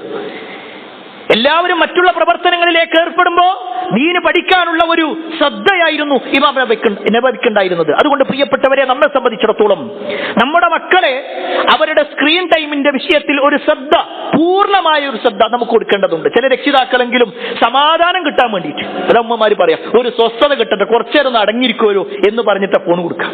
ചെയ്യരുത്. അത് നമ്മൾ കൊടുക്കുക എന്ന് പറഞ്ഞാൽ ഒരു കുട്ടി ഏറ്റവും കൂടുതൽ വലിയ ലഹരി ഉപയോഗിക്കുന്നതിന് തുല്യമാണ്. വല്ലാതെ വയലന്റ് ആകുന്ന കഞ്ചാവ് ഉപയോഗിക്കുന്ന ആളുകൾക്ക് കഞ്ചാവ് കിട്ടിയാൽ അടങ്ങി നിൽക്കുന്നത് പോലെ കുട്ടികൾ വല്ലാതെ വയലന്റ് ആകുന്ന സമയത്ത് അവർക്ക് കൊടുക്കുന്ന ഒരു ലഹരിയാണ് ശരിക്ക് ഈ സ്ക്രീൻ എന്നുള്ളതും മൊബൈൽ എന്നുള്ളതും. അതുകൊണ്ട് ശ്രദ്ധിക്കണം. ഒരു സമയം കൃത്യമായി നിശ്ചയിക്കണം. ഇന്ന ടൈം മുതൽ ഇന്ന സമയം വരെ, അതിനപ്പുറത്തേക്ക് ഒരു മിനിറ്റ് കൂട്ടാൻ പാടില്ല. അത് ആ കുട്ടിയോട് വെറുപ്പുള്ളത് കൊണ്ടല്ല, ആ കുട്ടി കാണുന്നതും കേൾക്കുന്നതും ഒക്കെ ഒരു പക്ഷേ നന്മയേത് തിന്മയേതെന്ന് തിരിച്ചറിയാൻ പറ്റാത്തൊരവസ്ഥയിലായിരിക്കും. മൂന്നാമത്തെ കാര്യം, കുട്ടിയെ സംബന്ധിച്ചിടത്തോളം ഇനിയുള്ള ദിവസങ്ങളിൽ ആത്മീയമായ ശീലങ്ങൾ ധാരാളമായി കൊണ്ട് നമ്മൾ നൽകണം. ഇത് പ്രിയപ്പെട്ടവരെ വളരെ ഗൗരവത്തിൽ നമ്മൾ മനസ്സിലാക്കേണ്ട ഒരു വിഷയം. കാരണം കഴിഞ്ഞ ആഴ്ചകൾ വരെ നമുക്ക് പറയാനുണ്ടായിരുന്നത് എന്താ? കുട്ടിക്കൊരു ഒഴിവില്ല. രാവിലെ ട്യൂഷന് പോകുക, പിന്നെ സ്കൂള്, പിന്നെ വീണ്ടും വായന, ഒരുപാട് വർക്കുകളുണ്ട്, ഒരുപാട് തിരക്കുണ്ട്. ശരി, ഇപ്പോഴും നമ്മുടെ മക്കൾക്ക് ദീനിന്റെ കാര്യം നമ്മൾ എത്തിച്ചു കൊടുക്കുന്നില്ലെങ്കിൽ പ്രിയപ്പെട്ടവരെ വലിയ ദുഃഖം നമ്മൾ അനുഭവിക്കേണ്ടി വരും. തീർച്ചയാണ്. കാരണം ദീനി പഠനം എന്നുള്ളത് നമ്മുടെ മുൻഗാമികൾ, ഈ ഉമ്മത്തിന്റെ പണ്ഡിതൻ, ഹിബറുൽ ഉമ്മ എന്ന പേരിൽ അറിയപ്പെട്ട തർജുമാനുൽ ഖുർആൻ, ഖുർആനിന്റെ പരിഭാഷകൻ എന്ന പേരിൽ അതിന്റെ വിശദീകരണം ഏറ്റവും കൂടുതൽ പറഞ്ഞിട്ടുള്ള പണ്ഡിതനാണ് അബ്ദുല്ലാഹി ഇബ്നു അബ്ബാസ് റളിയല്ലാഹു അൻഹുമാ. അദ്ദേഹത്തിന് അത്രയും വലിയ പാണ്ഡിത്യം കിട്ടിയത് എങ്ങനെയെന്നറിയോ? നബിന്റെ എളാപ്പാന്റെ മോനാണ്. അബ്ബാസ് റളിയല്ലാഹു അൻഹുവിന്റെ മകനാണ്. അത്രയും നബിയുമായി ബന്ധമുണ്ടായിട്ട് കൂടി ചരിത്രത്തിൽ കാണാൻ പറ്റും, നട്ടുച്ച സമയത്ത് പോലും മുതിർന്ന സഹാബത്തിന്റെ വീടിന്റെ മുറ്റത്ത് പോയി ഇങ്ങനെ നിൽക്കും ഇബ്നു അബ്ബാസ് റളിയല്ലാഹു അൻഹു. ഒന്ന് വിളിച്ചാൽ മതി, അവര് വിളി കേൾക്കും, പക്ഷെ പുറത്തു നിൽക്കും. ഇവരെപ്പോഴാണോ പുറത്തിറങ്ങണത് അപ്പോഴാണ് അദ്ദേഹം നേരെ അവരുടെ അടുത്തേക്ക് ചെല്ലുക. എന്നിട്ട് പറയും, നിങ്ങളുടെ അടുത്ത് വല്ല ഇൽമും കിട്ടണമെന്ന് ഞാൻ ആഗ്രഹിക്കുന്നുണ്ട്. ഞാൻ ഇന്ന ഒരു കാര്യത്തെക്കുറിച്ച് കേട്ടു, അത് നിങ്ങൾ പറഞ്ഞു എന്നുള്ളത് അറിഞ്ഞു, അതിനെക്കുറിച്ച് കൂടുതൽ അറിയാൻ വേണ്ടി വന്നു, എനിക്ക് പഠിപ്പിച്ചു തരൂ. ചില സ്വഹാബത്ത് ചോദിച്ചു, പ്രവാചകന്റെ എളാപ്പാന്റെ മോനായതുകൊണ്ട്, മോനെ നിനക്ക് ഞങ്ങളെ വിളിച്ചൂടായിരുന്നു? ഞങ്ങളൊന്ന് വിളിച്ചാൽ ഞങ്ങൾ വേഗം വരൂലേ? ആ സമയത്ത് പറയണേ, എന്റെ ആവശ്യമാണ് പഠിക്കുക എന്നുള്ളത്, അതുകൊണ്ട് ഞാൻ ഇവിടെ കാത്തു നിൽക്കണം. നമ്മളൊന്ന് ആലോചിച്ച് നോക്ക്, വെയിലും മഴയും നോക്കാതെ ദീന് പഠിക്കാൻ വേണ്ടി ഇബ്നു അബ്ബാസ് റളിയല്ലാഹു അൻഹു ഇറങ്ങിയത് കൊണ്ടാണ് ഇന്ന് സമൂഹത്തിൽ ഏറ്റവും കൂടുതൽ ഹദീസുകൾ വിശദീകരിക്കുമ്പോൾ, ആയത്തുകൾ വിശദീകരിക്കുമ്പോഴെല്ലാം അദ്ദേഹത്തിന്റെ പേര് പരാമർശിക്കപ്പെട്ടത്. അവിടെ പ്രിയപ്പെട്ടവരെ, നമ്മുടെ മക്കൾക്ക് ദീന് പഠിക്കാനുള്ള സൗകര്യങ്ങളുണ്ട്, നമ്മുടെ ചുറ്റുഭാഗത്തുണ്ട്. നമ്മുടെ കൂട്ടായ്മയുടെ കീഴിലെ ഒരുപാട് സംഭവങ്ങളുണ്ട്. അതിലേക്ക് നമ്മുടെ മക്കൾ പ്രവേശിക്കുന്നുണ്ട് എന്ന് ഉറപ്പുവരുത്തേണ്ടത് നമ്മുടെ കടമയാണ്. ഇത് പറയുമ്പോൾ ചില രക്ഷിതാക്കൾ പറയും, ഞാൻ പറഞ്ഞു നോക്കാം, ഓൻ വരികയാണെങ്കിൽ വന്നോട്ടെ. എത്ര നിസാരമായ വാക്ക പറയണത്. അങ്ങനെയാണോ അവരുടെ സ്കൂൾ വിദ്യാഭ്യാസത്തിന്റെ വിഷയത്തിൽ? അങ്ങനെയാണോ ലക്ഷങ്ങൾ മുടക്കിയിട്ട് നിങ്ങളൊരു കോളേജിലേക്ക് അഡ്മിഷൻ എടുത്തിട്ട് ആ കുട്ടി പറയാണ് ഞാൻ പോകില്ല എന്ന് പറഞ്ഞാൽ അവിടെ നമ്മുടെ നിലപാടെന്താ? ദുനിയാവിന്റെ വിഷയത്തിൽ നമുക്ക് എത്രയും താല്പര്യം ഉണ്ടാകുക, എന്നാൽ ആഖിറത്തിന്റെ വിഷയത്തിലേക്ക് എത്തുമ്പോഴോ നമ്മൾ മറന്നുപോകുക, അതിനെ നിസാരവൽക്കരിക്കുക. അതൊക്കെ ഓന്റെ ഇഷ്ടമാണ്, ഓന്റെ കൂട്ടുകാരന്മാരൊക്കെ ഉണ്ടെങ്കിൽ വന്നോട്ടെ. അതല്ല ഒരു രക്ഷിതാവിന്റെ ശൈലി. മറിച്ച് എന്റെ കുട്ടി പഠിക്കേണ്ടത് അവന്റെ പരലോകവും എന്റെ പരലോകവും നന്നാക്കാൻ വേണ്ടിയിട്ടാണ്. ആ ഒരു ചിന്ത ഉണ്ടാകുമ്പോൾ കുറച്ചൊന്ന് കണിശമാകും നമ്മൾ. അവിടെ പ്രിയപ്പെട്ടവരെ, നമ്മുടെ മക്കളോട് നിർബന്ധപൂർവ്വം, പ്രത്യേകിച്ച് ആൺകുട്ടികളോട്, സമയമായ പള്ളി പോകണം. ആ ഒരു നിർബന്ധ ബുദ്ധി ഉണ്ടാവണം. കാരണം ഈ 2 മാസം ആ കുട്ടി കൃത്യമായിട്ട് ജീവിതത്തിൽ അത് ശ്രദ്ധയോടുകൂടി പോവാണോ, ആ കുട്ടിയുടെ ജീവിതത്തിൽ മാറ്റങ്ങൾ ഉണ്ടാകും. അവിടെ 5 വക്ത് നമസ്കാരവും എന്റെ കുട്ടി പള്ളിയിലേക്ക് പോകുന്നുണ്ട് എന്ന് ഓരോ രക്ഷിതാവും ഉറപ്പുവരുത്തണമെന്നുകൂടി ഓർമ്മപ്പെടുത്തുകയാണ്. ഇനി വീട്ടിലിരിക്കുന്ന പെൺകുട്ടികളാണെങ്കിലോ അവരും നിസ്കരിക്കുന്നുണ്ട് എന്ന് ഉറപ്പുവരുത്തണം. എന്നാൽ പല രക്ഷിതാക്കളും പറയുന്ന ഒരു കാര്യമുണ്ട്, ഞാൻ എത്ര പറഞ്ഞിട്ട് കാര്യമില്ല, അതവിടെ തന്നെ ഇരിക്കണം. പറയലല്ല, അവിടെ പ്രവർത്തിക്കലാ വേണ്ടത്. നമ്മൾ കാണിച്ചു കൊടുക്കണം. നമ്മുടെ നമസ്കാരം, നമ്മുടെ മറ്റുള്ള ആരാധനാ കർമ്മങ്ങൾ, അതിലേക്ക് നമ്മൾ ആദ്യം ഇറങ്ങണം എന്നതുകൂടി ഓർമ്മപ്പെടുത്തുകയാണ്. 4ാമത്തെ വിഷയം ഉത്തരവാദിത്തങ്ങൾ ഏൽപ്പിക്കുക എന്നുള്ളതാണ്. പല രക്ഷിതാക്കളും മക്കളോടുള്ള സ്നേഹപ്രകടനം കാണിക്കുന്നത് ഞാൻ അവനെ ഒന്നും ഏൽപ്പിക്കാറില്ല എന്ന് പറയും. അതല്ല ഇസ്ലാം പഠിപ്പിക്കുന്നത്. അങ്ങനെയല്ല. ചെറിയ പ്രായം തൊട്ട് തന്നെ അവർക്ക് ചില ഉത്തരവാദിത്തങ്ങൾ ഇങ്ങനെ ഏൽപ്പിച്ചു കൊടുക്കണം. കാരണം ആ ഉത്തരവാദിത്തങ്ങൾ ചെയ്യുന്നതിലൂടെയാണ് അവരിങ്ങനെ മെല്ലെ മെല്ലെ ചില ചിന്തകളിലേക്കും ഞാനൊക്കെ ഇത് ചെയ്യേണ്ടതാണെന്നും അതുപോലെ തന്നെ ഞാൻ വീട് കേടാക്കുന്ന സമയത്ത് ഇത്രയും പണിയുണ്ട് എന്നൊക്കെ അവർക്ക് മനസ്സിലാക്കാം. ചില ഉമ്മമാരൊക്കെ വീട് മുഴുവൻ വൃത്തിയാക്കി ഒന്നങ്ങോട്ട് എത്തുമ്പോഴേക്ക് കുട്ടികൾ ഓടി വന്ന് മുഴുവൻ ചളിയാക്കും. അവിടെ ആ കുട്ടിയെ വരുത്തിക്കൊണ്ട് ഇരുത്തി പറയണം, നീ ഒന്ന് കഴുക്, നീ ഒന്ന് വൃത്തിയാക്ക്. ആ കുട്ടിയെ കൊണ്ട് ചെയ്യിപ്പിക്കണം. അത് അപ്പോഴാണ് ആ കുട്ടിക്ക് മനസ്സിലായത് എത്ര പണിയുള്ള കാര്യമാണ്. മടക്കി വെച്ചിട്ടുള്ള വസ്ത്രങ്ങളൊക്കെ താഴെ ഇടുമ്പോൾ ആ കുട്ടിയെ കൊണ്ട് തന്നെ മടക്കിപ്പിക്കണം. അത് ആ കുട്ടിയോട് വെറുപ്പുള്ളത് കൊണ്ടല്ല, ആ കുട്ടിക്ക് ബോധ്യപ്പെടണം എന്റെ ഉമ്മ എത്ര ത്യാഗം ചെയ്തിട്ടാണ് ഇത് ചെയ്യുന്നത്, എന്റെ വാപ്പ എത്രത്തോളം ബുദ്ധിമുട്ടുന്നുണ്ട്. ആ ബോധ്യപ്പെടൽ ആ കുട്ടിക്കുണ്ടാവേണ്ടതുണ്ട്. മിനിമം ആ കുട്ടിയുടെ ബെഡ്, ആ കുട്ടിയുടെ റൂം, ആ കുട്ടിയുടെ മേശ ഇതെങ്കിലും വൃത്തിയാക്കാനും അവിടെയുള്ള കാര്യങ്ങൾ ചെയ്യാനും ഒക്കെയുള്ള ചില ചിന്തകൾ ആ കുട്ടികൾക്ക് നൽകണമെന്നുകൂടി ഓർമ്മപ്പെടുത്തുകയാണ്. നിങ്ങൾക്കറിയുമോ, റസൂലുള്ളാഹി സ്വല്ലല്ലാഹു അലൈഹി വസല്ലം മദീനയിലേക്ക് വന്നപ്പോ, മക്കയിൽ നിന്ന് മദീനയിലേക്ക് പ്രവാചകൻ സല്ലല്ലാഹു അലൈഹി വസല്ലം എത്തിയപ്പോ ഒരു ഉമ്മ തന്റെ മകന്റെ കൈ പിടിച്ചുകൊണ്ട് നബിന്റെ അടുത്ത് വന്നു. ആ കുട്ടിയുടെ പേര് അനസ് എന്നായിരുന്നു. അനസ് എന്ന് പറയുന്ന കുട്ടി, അനസ് ബിൻ മാലിക് റളിയല്ലാഹു അൻഹു. ഉമ്മ പ്രവാചകന്റെ കയ്യിലേക്ക് ആ കുട്ടിന്റെ കയ്യിൽ നിന്ന് കൊടുത്തിട്ട് പറയണേ, നബിയെ നിങ്ങളെ കാര്യങ്ങളൊക്കെ നോക്കാൻ വേണ്ടിയിട്ട് ഞാൻ എന്റെ മോനെടുത്തിട്ടാണ്. നിങ്ങളെ കാര്യങ്ങളൊക്കെ നോക്കി, നിങ്ങളെ കാര്യങ്ങളൊക്കെ നോക്കാൻ ഓനുണ്ടാകും. 10 വയസ്സായിരുന്നു അന്ന് ആ കുട്ടിക്ക്. അനസ് റളിയല്ലാഹു അൻഹു പ്രവാചകന്റെ കൂടെ നിൽക്കുന്ന സമയത്ത് 10 വയസ്സ്. ചരിത്രത്തിൽ കാണാൻ പറ്റും, പ്രവാചകൻ സല്ലല്ലാഹു അലൈഹി വസല്ലമക്ക് എല്ലാ സൗകര്യങ്ങളും ചെയ്തു കൊടുത്ത്, നബിക്ക് വദു എടുക്കുന്ന സമയത്ത് വെള്ളം കൊടുത്തു കൊടുത്ത്, ഇങ്ങനെ ആ കുട്ടി ബന്ധമുണ്ടാക്കി. ആ കുട്ടിയുടെ ബുദ്ധി വളർച്ച എത്രത്തോളം ഉണ്ടായി എന്നുള്ളത് കേട്ടോളി ചരിത്രത്തിൽ. ഒരു ദിവസം അനസ് റളിയല്ലാഹു അൻഹു വീട്ടിലേക്ക് എത്താൻ നേരം വൈകി. ഉമ്മ ചോദിച്ചു, എന്തേ അനസെ നേരം വൈകിയതെന്ന്. ആ സമയത്ത് പറഞ്ഞു, നബി സല്ലല്ലാഹു അലൈഹി വസല്ലം എന്നെ ഒരു കാര്യം ഏൽപ്പിച്ചിട്ടുണ്ടായിരുന്നു, അതിനു വേണ്ടി ഞാൻ പോയതാണ്. ഉടനെ വീണ്ടും ഉമ്മ ചോദിക്കാണ്, എന്താ നബി ഏൽപ്പിച്ചത്? അനസ് റളിയല്ലാഹു അൻഹു പറയാണ്, അത് നബി പറഞ്ഞിട്ടുണ്ട്, രഹസ്യമാണ്, അതുകൊണ്ട് ഞാൻ പറയൂല. ഉടനെ ഉമ്മ പറയാണ്, നബി അങ്ങനെ പറഞ്ഞിട്ടുണ്ടോ? ഒന്നും മോൻ ആരോട് പറയല്ലേ. അവിടെ നിങ്ങൾ ആലോചിച്ച് നോക്കാം, 10 വയസ്സുകാരൻ ചിന്തിക്കാണ്, നബി സല്ലല്ലാഹു അലൈഹി വസല്ലമ പറഞ്ഞിട്ടുണ്ടെങ്കിൽ പിന്നെ ഞാൻ അത് ആരോടും പറയാൻ പാടില്ല. ആ ഒരു ബന്ധം, ആ ഉമ്മയും മകനും തമ്മിൽ ബന്ധമുണ്ടെങ്കിൽ പോലും അതിലേറെ പ്രവാചകൻ സല്ലല്ലാഹു അലൈഹി വസല്ലമയുടെ ജീവിതത്തെ കുറിച്ച് അറിഞ്ഞു അനസ് റളിയല്ലാഹു അൻഹു. അവിടെയാണ് കുട്ടികൾക്ക് ചില ഉത്തരവാദിത്തങ്ങൾ ഏൽപ്പിച്ചു കൊടുക്കുക എന്നുള്ളത്. എത്രത്തോളം എന്നാൽ മാതാപിതാക്കളെ സഹായിക്കുന്നതിലൂടെ വലിയ ഒരു നേട്ടം കുട്ടിക്ക് ലഭിക്കാറുണ്ട് എന്ന് നമ്മൾ പറഞ്ഞു കൊടുക്കണം. ഇവിടെ പല രക്ഷിതാക്കളോട് സംസാരിക്കുക എങ്ങനെയാണ്, നിനക്ക് ഇന്നൊന്ന് സഹായിച്ചൂടെ? ഈ പ്രയോഗമല്ല, നീ സഹായിക്കുന്നതിലൂടെ നിനക്ക് ലഭിക്കാനുള്ളത് വലിയ ഒരു പ്രതിഫലമാണ്. നിങ്ങൾക്കറിയുമോ, പ്രവാചകൻ സല്ലല്ലാഹു അലൈഹി വസല്ലമ ജീവിച്ചിരിക്കെ ഈ ലോകത്ത് ജീവിച്ച ഒരു വ്യക്തി ഉണ്ടായിരുന്നു, ഉവൈസുൽ ഖർനി എന്നാണ് അദ്ദേഹത്തിന്റെ പേര്. ഉവൈസ്. നബി സല്ലല്ലാഹു അലൈഹി വസല്ലം ഈ ലോകത്തുള്ള സമയത്ത് ഉവൈസ് ഉണ്ട്. പക്ഷേ നബി സല്ലല്ലാഹു അലൈഹി വസല്ലം ഉവൈസിനെ കണ്ടിട്ടേ ഇല്ല. നബിയെ കാണാൻ വേണ്ടി ഒന്നിലധികം തവണ ഉവൈസ് മദീനയിലേക്ക് വന്നു. പക്ഷെ ആ സമയത്ത് നബി സല്ലല്ലാഹു അലൈഹി വസല്ലം മദീനത്തുണ്ടായിരുന്നില്ല.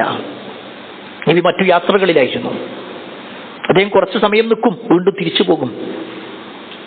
ദൂരദേശത്തുനിന്ന് യമൻ എന്നാണ് വരുന്നത്. ആ ഉവൈസിനെ കുറിച്ച് നബി സല്ലല്ലാഹു അലൈഹി വസല്ലം പറയുന്ന ഒരു വാചകം മഹാനായ ഉമർ ഇബ്നുൽ ഖത്താബ് റളിയല്ലാഹു അൻഹു പറയുന്നുണ്ട്. നേരെ ശ്രദ്ധിക്കണം, ഉവൈസുൽ ഖർനി ഒരിക്കലും സഹാബിയല്ല. നബി ഉവൈസിനെയോ ഉവൈസ് നബിയെയോ കണ്ടിട്ടില്ല. പക്ഷേ എന്നിട്ടും നബി സല്ലല്ലാഹു അലൈഹി വസല്ലം പറഞ്ഞതിനെ കുറിച്ച് ഉമർ ഇബ്നുൽ ഖത്താബ് റളിയല്ലാഹു അൻഹു പറയാണ്, ഇന്ന ഖൈറത്ത് താബിഈന റജുലുൻ യുഖാലു ലഹു ഉവൈസ്. തീർച്ചയായും താബിഈകൾക്കിടയിൽ അഥവാ സഹാബത്തിൽ നിന്ന് ദീന് മനസ്സിലാക്കി അടുത്ത തലമുറയായിട്ടുള്ള താബിഈകൾക്കിടയിൽ ഏറ്റവും ഖൈറായിട്ടുള്ളവൻ അത് ഉവൈസുൽ ഖർനിയാണ്. എന്നിട്ട് നബി സല്ലല്ലാഹു അലൈഹി വസല്ലം പറയാണ്, വലഹു വാലിദ, വലഹു വാലിദ, അദ്ദേഹത്തിന് ഒരു ഉമ്മയുണ്ട്. ഒരു ഹദീസിൽ കാണാൻ പറ്റും, ആ ഉമ്മയോട് ഏറ്റവും കൂടുതൽ സ്നേഹമുണ്ടായിരുന്ന, ഉമ്മാക്ക് എല്ലാ സൗകര്യങ്ങളും ചെയ്തു കൊടുത്തിരുന്ന ആളാണ് അദ്ദേഹം എന്നുവരെ നബി സല്ലല്ലാഹു അലൈഹി വസല്ലമ അദ്ദേഹത്തെ കുറിച്ച് പറഞ്ഞതായിട്ട് കാണാൻ പറ്റും. അവിടെയാണ് പ്രിയപ്പെട്ടവരെ, നമ്മുടെ മക്കൾക്ക് എന്റെ മാതാവിനെ ഞാൻ നോക്കിക്കഴിഞ്ഞാൽ, എന്റെ ഉമ്മയെ ഞാൻ സഹായിച്ചു കഴിഞ്ഞാൽ, എന്റെ വാപ്പ ഒരു കാര്യം ചെയ്യുമ്പോൾ അതിന്റെ കൂടെ നിന്ന് വാപ്പാനെ സഹായിച്ചു കഴിഞ്ഞാൽ എനിക്ക് അല്ലാഹുവിന്റെ അടുക്കൽ വലിയ പ്രതിഫലമുണ്ട്. ഉവൈസിന്റെ വിഷയത്തിൽ നബി സല്ലല്ലാഹു അലൈഹി വസല്ലം പറഞ്ഞൊരു വാചകമുണ്ട്, നിങ്ങൾ ആ ഉവൈസിനെ കാണുകയാണെങ്കിൽ ഫൽയസ്തഗ്ഫിർ ലക്കും, നിങ്ങൾക്ക് വേണ്ടി ഇസ്തിഗ്ഫാർ തേടാൻ വേണ്ടി പറഞ്ഞു വിളിച്ചോ. സ്വഹാബത്തിന്റെ സ്ഥാനം നമുക്കറിയാലോ. നബി കഴിഞ്ഞാൽ ഏറ്റവും ഉന്നതരായിട്ടുള്ളവരാണ് സ്വഹാബിമാർ. എന്നാൽ ആ സ്വഹാബിമാരോടാണ് പറയുന്നത്, ഉവൈസിനെ നിങ്ങൾ കണ്ടാൽ ഉവൈസിനോട് നിങ്ങൾക്ക് വേണ്ടി ഇസ്തിഗ്ഫാർ തേടാൻ വേണ്ടി പറഞ്ഞോ. ഉമർ ഇബ്നുൽ ഖത്താബ് റളിയല്ലാഹുവിന്റെ കാലത്ത് ഉവൈസ് വന്നു മദീനത്തേക്ക്. ഉമർ റളിയല്ലാഹു അൻഹു ഉവൈസിനെ കണ്ടു. ഒരുപാട് വലിയ സംസാരങ്ങൾ നടക്കുന്നുണ്ട്. എന്നിട്ട് ഉമർ റളിയല്ലാഹു അൻഹു പറയുന്നുണ്ട്, നിങ്ങളെ കണ്ട നബി പറഞ്ഞ ഒരു കാര്യമാണ്, നിങ്ങൾ ഞങ്ങൾക്ക് വേണ്ടി പ്രാർത്ഥിക്കണം എന്നുള്ളത്, ഇസ്തിഗ്ഫാർ തേടണം എന്നുള്ളത്. ഉവൈസ് അവിടെ വെച്ചുകൊണ്ട് ഇസ്തിഗ്ഫാർ തേടി. എത്ര വലിയ സ്ഥാന കിട്ടിയത്. എന്താ കാര്യം എന്നറിയോ? ഉമ്മാനെ സഹായിച്ചു. പ്രിയപ്പെട്ട മക്കൾ ശ്രദ്ധിച്ചോളി, ഉമ്മയെ സഹായിക്കുമ്പോ, വാപ്പയെ സഹായിക്കുമ്പോ വലിയ ഒരു പ്രതിഫലം അതിലൂടെ ലഭിക്കാനുണ്ട് എന്ന് നമ്മൾ മനസ്സിലാക്കുക. അതുപോലെ തന്നെ അഞ്ചാമത്തെ വിഷയം, മക്കളുടെ ഈ ഒഴിവ് സമയം പുതിയ സ്കില്ലുകൾ ഉപയോഗിക്കാൻ, പുതിയ കഴിവുകൾ ഉപയോഗിക്കാൻ വേണ്ടി ശ്രദ്ധിക്കണം. പല രക്ഷിതാക്കളും ഇതൊന്നും ശ്രദ്ധിക്കൂല. ഞാൻ നേരത്തെ പറഞ്ഞതുപോലെ ഇങ്ങനെ തലയിൽ കൈവച്ചുകൊണ്ടിരിക്കുകയാണ്. എന്താ ചെയ്യാ? കുട്ടികൾക്ക് കഴിവുള്ള ഒരുപാട് മേഖലകളുണ്ട്.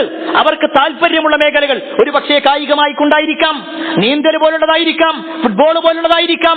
എന്ത് തന്നെയാണെങ്കിലും അവർക്ക് പുതിയ എന്തെങ്കിലും ഒരു കാര്യം ഈ ഒരു 2 മാസം കൊണ്ട് എന്തെങ്കിലും ഒന്ന് പുതുതായിട്ട് പഠിക്കണം. എന്നാൽ ഞാൻ നേരത്തെ സൂചിപ്പിച്ചതുപോലെ അതിനുവേണ്ടി ഇറങ്ങിയിട്ട് നമ്മുടെ പരലോകം നഷ്ടപ്പെടുത്തുന്ന അവസ്ഥ ഉണ്ടാകാൻ പാടില്ല. കുട്ടിയുടെ ദീനീ പഠനം മുടക്കിക്കൊണ്ടാകാൻ പാടില്ല. ആ വിഷയത്തിൽ നമ്മൾ പ്രത്യേകം ശ്രദ്ധിക്കേണ്ട ഒരു കാര്യമുണ്ട്. പ്രവാചകൻ സല്ലല്ലാഹു അലൈഹി വസല്ലം മദീനയിലേക്ക് വന്ന സമയത്ത് മദീനയിൽ വലിയ ഒരു വിഭാഗം ജൂതന്മാരായിരുന്നു. അവരുടെ ഭാഷ പലപ്പോഴും സഹാബത്തിന് അറിയൂല. ആ സമയത്ത് നബി സല്ലല്ലാഹു അലൈഹി വസല്ലം സെയ്ദ് ഇബ്നു സാബിത്ത് റളിയല്ലാഹു അൻഹുവിനെ വിളിച്ചുകൊണ്ട് പറയാണ്, അവരുടെ ഭാഷയായ സുറിയാനി അല്ലെങ്കിൽ ഹീബ്രു ഭാഷ നിങ്ങൾ പഠിക്കണം. 15 ദിവസം കൊണ്ട് സെയ്ദ് ഇബ്നു സാബിത്ത് റളിയല്ലാഹു അൻഹു പഠിച്ചു. 15 ദിവസം കൊണ്ട്. എന്നിട്ട് അവരുടെ ഗ്രന്ഥങ്ങൾ ഇങ്ങനെ നബി സല്ലല്ലാഹു അലൈഹി വസല്ലമക്ക് ഇങ്ങനെ പറഞ്ഞു കൊടുത്തു. റസൂലുള്ളാഹി സ്വല്ലല്ലാഹു അലൈഹി വസല്ലം പ്രോത്സാഹിപ്പിച്ചതാണ്. നമ്മുടെ മക്കളെ പ്രോത്സാഹിപ്പിക്കണം. അത് ഇംഗ്ലീഷ് ഭാഷയാവാം, മറ്റേതൊരു ഭാഷയാവാം, കുട്ടിക്ക് ആ കൂടുതലായിട്ട് പഠിക്കണം. അതിലേറ്റവും പ്രധാനം അറബി ഭാഷ തന്നെയാണ്, സംശയമില്ല. കാരണം ഖുർആനിന്റെ ഭാഷയാണ്, പ്രവാചകൻ സല്ലല്ലാഹു അലൈഹി വസല്ലമയുടെ ഭാഷയാണ്. അതുകൊണ്ട് ഖുർആൻ പഠിക്കാൻ, അതുപോലെ തന്നെ ഭാഷ പഠിക്കാൻ കുട്ടികൾ പ്രത്യേകം ശ്രദ്ധിക്കണമെന്നുള്ളതും അതിന് രക്ഷിതാക്കൾ സൗകര്യം ചെയ്തു കൊടുക്കണമെന്നും ഓർമ്മപ്പെടുത്തുകയാണ്. അതിൽ തന്നെ വളരെ പ്രധാനപ്പെട്ട ഒരു കാര്യം അമ്പെയ്ത്തുമായി ബന്ധപ്പെട്ടുകൊണ്ട് നബി സല്ലല്ലാഹു അലൈഹി വസല്ലം കുട്ടികളുടെ കായികപരമായ കഴിവുകൾ വളർത്തിയെടുക്കാൻ വേണ്ടി പറഞ്ഞ സംഭവം കേട്ടോ. ഒരിക്കൽ പ്രവാചകൻ സല്ലല്ലാഹു അലൈഹി വസല്ലം ഒരു വഴിയിലൂടെ അങ്ങനെ നടക്കണം. അപ്പൊ 2 ഭാഗമായിട്ട് കുട്ടികൾ ഇങ്ങനെ അമ്പെയ്ത്ത് മത്സരം നടക്കുന്നുണ്ട്. അസദ് ഗോത്രത്തിൽപ്പെട്ട കുട്ടികൾ. നബി സല്ലല്ലാഹു അലൈഹി വസല്ലം അങ്ങനെ കുറച്ചു നേരം ഇങ്ങനെ നോക്കി. എന്നിട്ട് അതിൽ ഒരു ടീമിന്റെ അടുത്ത് വന്നിട്ട് പറഞ്ഞു, ഞാനുണ്ട് നിങ്ങളുടെ കൂടെ, നിങ്ങളുടെ കൂടെ കളിക്കാൻ ഞാനുണ്ട്, ഞാൻ നിങ്ങളുടെ ടീമിലാണ്. ഉടനെ മറ്റേ ടീം പറഞ്ഞു, ഞങ്ങളില്ല, നബി സല്ലല്ലാഹു അലൈഹി വസല്ലം അവരുടെ ടീം, നിങ്ങൾക്കെതിരെ ഞങ്ങൾ നിൽക്കാതില്ല ഞങ്ങൾ.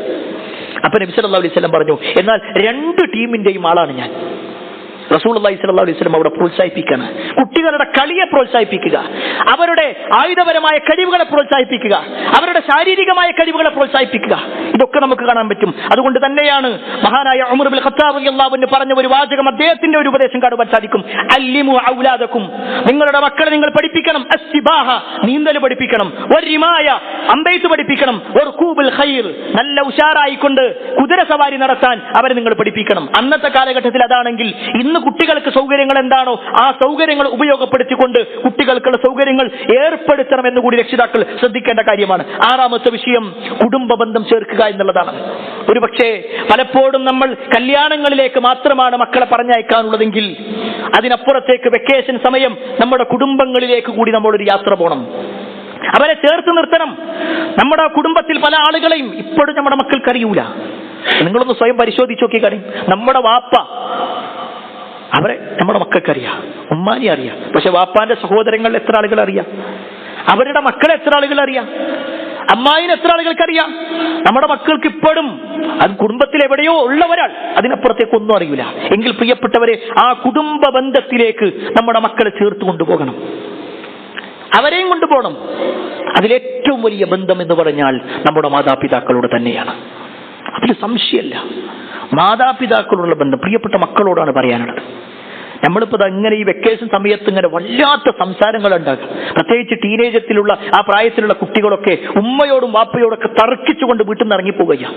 അത് നിങ്ങൾക്കറിയോ, ഇസ്ലാമിക ചരിത്രത്തിൽ ഏറ്റവും കൂടുതൽ ഹദീസ് റിപ്പോർട്ട് ചെയ്തിട്ടുള്ള അബൂ ഹുറൈറ റളിയല്ലാഹു അൻഹു, ഒരു കാലഘട്ടത്തിൽ അദ്ദേഹത്തിന്റെ ഉമ്മ മുശ്രിക്കത്തായിരുന്നു. അദ്ദേഹം ധാരാളമായിട്ട് പ്രാർത്ഥിച്ചു. പിന്നീട് ആ ഉമ്മ ഇസ്ലാം സ്വീകരിച്ചു. എന്നിട്ട് പിന്നീട് അബൂ ഹുറൈറ റളിയല്ലാഹു അൻഹുവിന്റെ ജീവിതം കെട്ടുപോയി. നമ്മളൊക്കെ അങ്ങനെ ചോദിക്കാറുണ്ട്. നമ്മൾ വീട്ടിൽ നിന്ന് ഇങ്ങനെ ഇറങ്ങിപ്പോകുമ്പോൾ ഉമ്മ ഒന്ന് പറഞ്ഞിട്ട് പോയിക്കൂടെ എന്ന് ചോദിക്കും.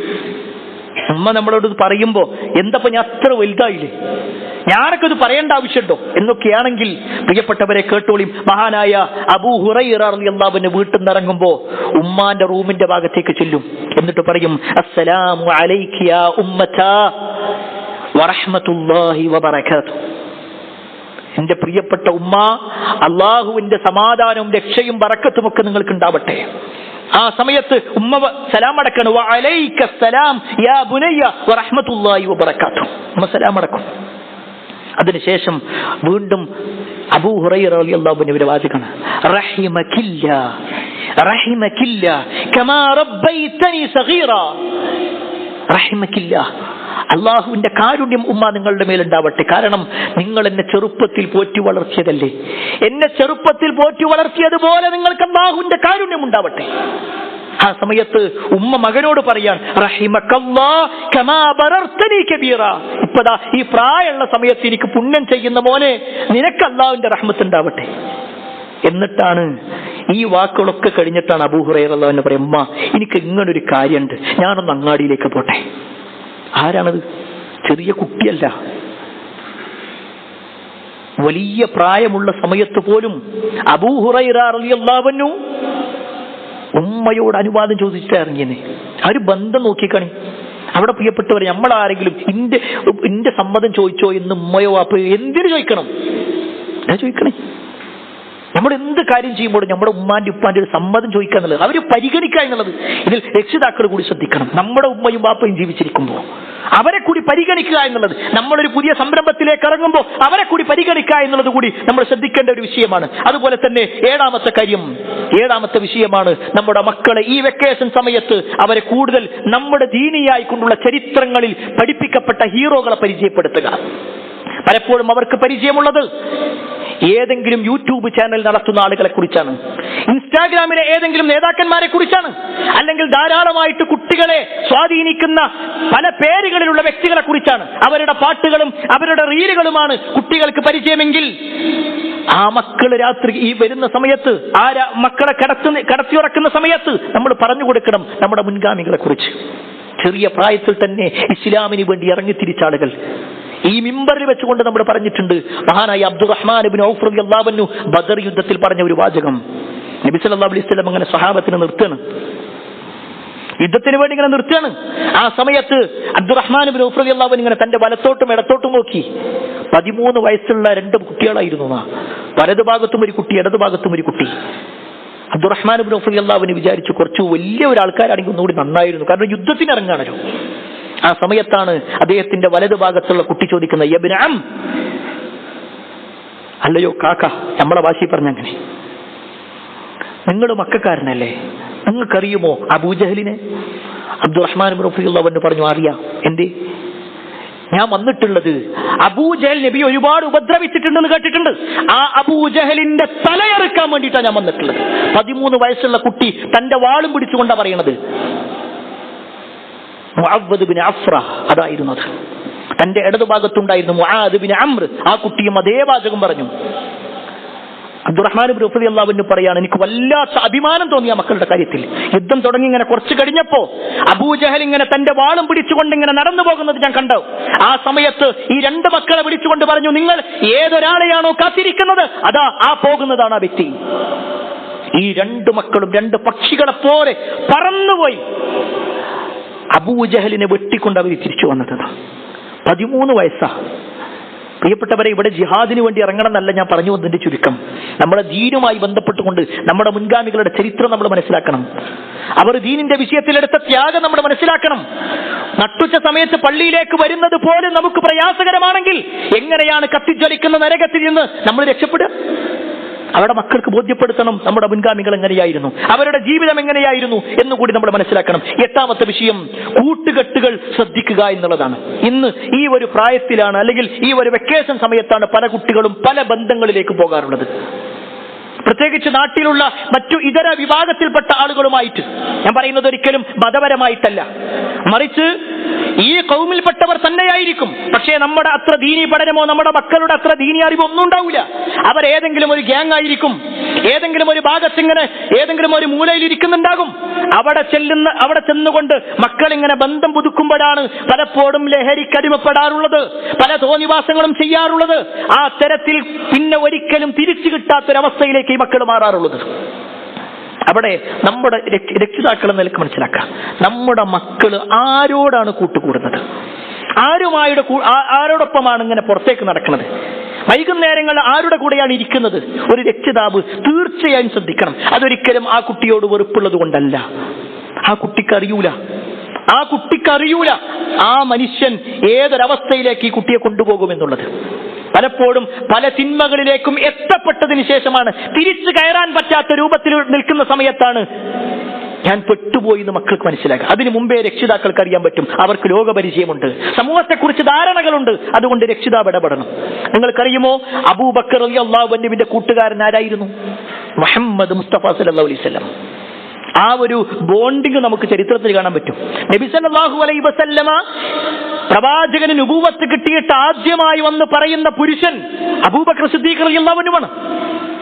അബൂബക്കർ റളിയല്ലാഹു അൻഹു ഒരൊറ്റ എതിർപ്പ് പോലും പറയും, ഒരു വാക്കുകൊണ്ട് പോലും എതിർപ്പ് പറഞ്ഞില്ല. നേരെ പറഞ്ഞു, അങ്ങനെ നിങ്ങൾ പ്രവാചകനാ, ഞാനിത് വിശ്വസിച്ചിട്ടുണ്ട്. അശ്ഹദു അന്നക റസൂലുള്ളാഹ്, നിങ്ങൾ അല്ലാഹുവിന്റെ പ്രവാചകനാണ് ഞാൻ വിശ്വസിക്കുന്നു. ആ ഒരു ബന്ധം അത്രയുണ്ടായിരുന്നു. പ്രിയപ്പെട്ടവരെ, നമ്മളൊരു ദീനിയായ കാര്യം പറഞ്ഞാൽ നമ്മുടെ ബെസ്റ്റ് ഫ്രണ്ട് അത് അംഗീകരിക്കോ? നമ്മളൊന്ന് സ്വയം പരിശോധിച്ച് നോക്കിക്കണേ. നമ്മളിപ്പോ ഇങ്ങനെ ഈ ഖുതുബയൊക്കെ കേട്ട് നമ്മുടെ ജീവിതത്തിൽ ചില മാറ്റങ്ങളൊക്കെ വരുത്തി, ഞാൻ ഇങ്ങനെയൊക്കെ കേട്ടിട്ടുണ്ടോ, നിനക്കിത് സ്വീകരിക്കാൻ പറ്റുമോ എന്ന് ചോദിച്ചാൽ നമ്മുടെ എത്ര കൂട്ടുകാരന്മാർ അംഗീകരിക്കും? ഇല്ലല്ലേ? അവിടെ നമുക്ക് പോരായ്മകളുണ്ട്. നമ്മളെന്ന വ്യക്തിയുടെ രഹസ്യ ജീവിതം നമ്മുടെ കൂട്ടുകാർക്കറിയാം, നമ്മുടെ തോന്നിവാസങ്ങൾ നമ്മുടെ കൂട്ടുകാർക്കറിയാം. ഏതെങ്കിലും ദേഷ്യം വരുന്ന സമയത്ത് നമ്മുടെ നാവിൽ നിന്ന് വരുന്ന പദങ്ങൾ നമ്മുടെ കൂട്ടുകാർക്കറിയാം. അതുകൊണ്ട് തന്നെ നമ്മൾ പറയുന്ന ദീന് ഒരു പക്ഷേ അവർ സ്വീകരിച്ചു കൊള്ളണമെന്നില്ല. അവിടെ നമ്മൾ മാറണം. ഇനി നിങ്ങൾക്കറിയുമോ ഒരു കൂട്ടുകാരൻ കാരണത്താൽ നരകത്തിലെത്തപ്പെട്ടൊരു വ്യക്തിയെക്കുറിച്ച്? നബി സല്ലല്ലാഹു അലൈഹി വസല്ലമയുടെ മക്ക കാലഘട്ടത്തിൽ 2 മുശ്രിക്കുകളുടെ നേതാക്കന്മാരായിരുന്നു ഉഖബത്ത് ബിൻ അബീ മുഅയ്തും ഉബയ്യ് ബിൻ ഖലഫും. 2 പേരും നേതാക്കന്മാരാണ്. ഈ ഉബയ്യ് ഒരിക്കൽ ഒരു യാത്ര പോയി. ആ സമയത്താണ് അയാളുടെ ഏറ്റവും ബെസ്റ്റ് ഫ്രണ്ടായ ഉഖബത്ത് ബിൻ അബീ മുഅയ്ത് തന്റെ വീട്ടിൽ ഒരു സൽക്കാരം ക്ഷണിച്ചു. മക്കയിലെ ഒട്ടുമിക്ക നേതാക്കന്മാരുണ്ട്. ആ സമയത്ത് റസൂലുള്ളാഹി സ്വല്ലല്ലാഹു അലൈഹി വസല്ലമയെ വിളിച്ചു. നബി സല്ലല്ലാഹു അലൈഹി വസല്ലം അവിടെ ചെന്നു. പക്ഷേ പ്രവാചകൻ സല്ലല്ലാഹു അലൈഹി വസല്ലം പറഞ്ഞു, നിങ്ങൾ ഇസ്ലാം സ്വീകരിക്കാതെ ഞാൻ അത് കഴിക്കൂല എന്ന് പറഞ്ഞു. നിങ്ങൾ ഇസ്ലാം സ്വീകരിക്കണം, എന്നാലേ അത് കഴിക്കുള്ളൂ. അപ്പൊ അവിടുന്ന് രക്ഷപ്പെടാൻ വേണ്ടിയിട്ട് വേഗം ഉഖബത്ത് ബിൻ മുഅയ്ത്ത് ഷഹാദത്ത് കലിമ ചൊല്ലി. നബി സല്ലല്ലാഹു അലൈഹി വസല്ലം അവിടെ കൂടി പിന്നെ തിരിച്ചു പോന്നു. പക്ഷെ അത് നാട്ടിൽ വലിയ ചർച്ചയായി. ഈ ഉഖബത്ത് ബിൻ മുഅയ്ത്തിന്റെ ഏറ്റവും ബെസ്റ്റ് ഫ്രണ്ടായിരുന്ന ഉബയ്യ് ബിൻ ഖലഫ് പിന്നെ യാത്ര കഴിഞ്ഞ് തിരിച്ചു വരികയാണ്. തിരിച്ചു വരുമ്പോ കേൾക്കുന്നത് തന്റെ കൂട്ടുകാരൻ ഇസ്ലാം സ്വീകരിച്ചിട്ടുണ്ട് എന്നുള്ളതാണ്. അല്ലാത്ത ദേഷ്യത്തോടുകൂടി ഉബയ്യ് വന്നിട്ട് പറഞ്ഞു, നീയുമായിട്ട് യാതൊരു ബന്ധവും എനിക്കില്ല എന്ന് പറഞ്ഞു. ഉഖബത്ത് ബിൻ മുഅയ്ത്ത് പറഞ്ഞു, ഞാൻ ഇസ്ലാം സ്വീകരിച്ചിട്ടൊന്നുമില്ല, ഞാൻ വെറുതെ ആ സമയത്ത് രക്ഷപ്പെടാൻ വേണ്ടി ചെയ്തതാ. അത് പറഞ്ഞാ പോരാ, ഞാൻ പറഞ്ഞതുപോലെ നീ ചെയ്യണം. ഉബയ്യ് പറയാണ്, നീ നേരെ മുഹമ്മദിന്റെ അടുത്ത് പോകണം, മുഹമ്മദിന്റെ മുഖത്ത് പോയി തുപ്പണം, എന്നാ ഞാൻ നീ പറഞ്ഞത് അനുസരിക്കാം, ഞാൻ നിന്നെ അംഗീകരിക്കും, നിന്റെ കൂട്ടുകാരനായിട്ട് കൊണ്ട് നടക്കും. തന്റെ കൂട്ടുകെട്ട് നഷ്ടപ്പെടുമെന്നുള്ള ഒറ്റ കാരണത്താൽ ഈ ഉബയ്യ് ബിൻ ഖലഫ് പറഞ്ഞതിന്റെ അടിസ്ഥാനത്തിൽ ഉഖബത്ത് ബിൻ അബീ മുഅയ്ത്ത് എന്ന് പറയുന്ന മനുഷ്യൻ പ്രവാചകൻ അന്വേഷിച്ചു നടന്നു. പ്രവാചകൻ ഇരിക്കുന്ന ഭാഗത്ത് ചെന്ന് പ്രവാചകന്റെ മുഖത്തേക്ക് തുപ്പി. തന്റെ കൂട്ടുകെട്ട് നഷ്ടപ്പെടരുത് എന്നുള്ള ചിന്തയിൽ. ഇവരെ കുറിച്ച് വിശുദ്ധ ഖുർആനിൽ ആയത്തിറങ്ങി. ഈ രണ്ടാളുകളുമായി ബന്ധപ്പെട്ടുകൊണ്ട് ഖുർആനിൽ ആയത്തിറങ്ങി. 25-ാം അധ്യായം 27, 28, 29 ആയത്തുകൾ. എന്താണ് ആയത്തെന്നറിയോ? വയൗമ യഅദ്ദു الظാലിമു അലാ യദൈഹി യഖൂലു യാ ലൈതനി ഇത്തഖദതു മഅർ റസൂലി സബീലാ. വയൗമ യഅദ്ദു الظാലിം, അന്നേ ദിവസം അക്രമകാരി അലാ യദൈഹി, തന്റെ വിരലിങ്ങനെ കടിക്കും. ആ ആക്രമിച്ചവൻ തന്റെ വിരൽ കടിക്കും. എന്നിട്ട് യഖൂൽ, അവൻ പറയും, യാ ലൈതനി ഇത്തഖൽതു മഅർ റസൂലി സബീലാ, ആ പ്രവാചകന്റെ കൂടെ ഞാനൊരു വഴി സ്വീകരിച്ചിരുന്നെങ്കിൽ എത്ര നന്നായിരുന്നേനെ എന്നവൻ പറയും. എന്നിട്ട് അവൻ വീണ്ടും വിളിച്ചു പറയും, യാ വൈലതാ ലൈതനി, എന്റെ നാശമേ, എന്റെ കഷ്ടമേ, ലൻ അത്തഖിദു ഫുലാനൻ ഖലീല, ഞാനിതാ ഈ ഒരു സുഹൃത്തിനെ സ്വീകരിച്ചിട്ടില്ലായിരുന്നെങ്കിൽ എത്ര നന്നായിരുന്നേനെ. ഉബയ്യ് ബിൻ ഖലഫിനെ കുറിച്ച്, അല്ലെങ്കിൽ ഉബയ്യിനെ സ്വീകരിച്ചതിനെ കുറിച്ച് ഉഖബത്ത് ബിൻ അബീ മുഅയ്ത്തിന്റെ വാക്കാണ് ഈ പറയുന്നത്. നാളെ പരലോകത്ത് അയാൾ പറയും, അത്രയും നിന്ദ്യമായ ശിക്ഷ ഉണ്ടാവും അയാൾക്ക്. അവിടെ പ്രിയപ്പെട്ടവരെ നമ്മൾ മനസ്സിലാക്കണം, നമ്മുടെ കൂട്ടുകെട്ട്, നമ്മുടെ മക്കളുടെ കൂട്ടുകെട്ട് ഈ വിഷയത്തിൽ ശ്രദ്ധയുണ്ടാവണം. കാരണം നമ്മളെ തിന്മയിലേക്ക് കൊണ്ടുപോകാൻ നമ്മുടെ കൂട്ടുകാരെ കൊണ്ട് കഴിയും. ദീനിൽ നിന്ന് പൂർണ്ണമായി അകറ്റി നിർത്താൻ ഈ കൂട്ടുകാരെ കൊണ്ട് കഴിയും. അതുകൊണ്ട് തന്നെ ആരെ സ്വീകരിക്കുന്നു എന്നുള്ളത് നല്ലോണം ശ്രദ്ധിക്കണം. കാരണം നബി സല്ലല്ലാഹു അലൈഹി വസല്ലം പറഞ്ഞു, അൽ മർഉ അലാ ദീനി ഖലീലിഹി ഫൽയൻദുർ അഹദുകും മൻ യുഖാലിൽ. ഒരാൾ തന്റെ കൂട്ടുകാരനെ സ്വീകരിക്കുമ്പോൾ ശ്രദ്ധിക്കണം, അവന്റെ കൂട്ടുകാരന്റെ മതത്തിലായിരിക്കും എന്ന് വരെ നബി സല്ലല്ലാഹു അലൈഹി വസല്ലം പറഞ്ഞിട്ടുണ്ടെങ്കിൽ അതിന്റെ ഗൗരവം നമ്മൾ ഉൾക്കൊള്ളുക. അല്ലാഹു സുബ്ഹാനഹു വ തആല അത്തരത്തിൽ നന്മകൾ ചെയ്യുന്ന ആളുകളിൽ നമ്മെ ഏവരെയും ഉൾപ്പെടുത്തുമാറാവട്ടെ.